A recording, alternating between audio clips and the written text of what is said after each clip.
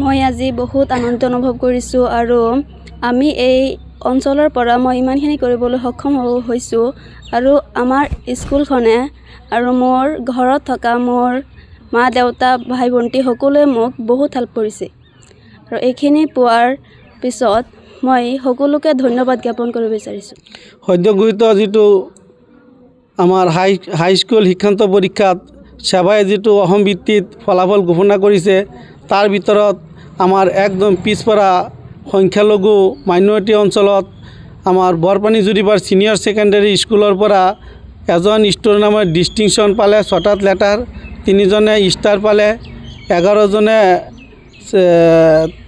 First division পালে, 11জনে second division পালে আৰু 11জনে থাৰ্ড ডিভিজন পালে। আমাৰ এই পিছপৰা অঞ্চলত আজিলৈকে আমাৰ এই গাঁওখনত তেনেকুৱা ষ্টাৰ মাৰ্ক ইয়াত পোৱা নাই, ডিষ্টিংশ্যন পোৱা নাই, তেওঁ আমাৰ প্ৰথম পালে। কিন্তু আমাৰ পিছপৰা অঞ্চল থকাৰ বাবে আমাৰ ল'ৰা ছোৱালীসকলে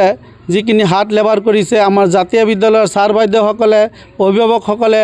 যিখিনি ল'ৰা ছোৱালীৰ প্ৰতি মনোযোগ দিছে বা হাত ৱাৰ্ক কৰিছে, তাৰ বাবে আমি তেওঁলোক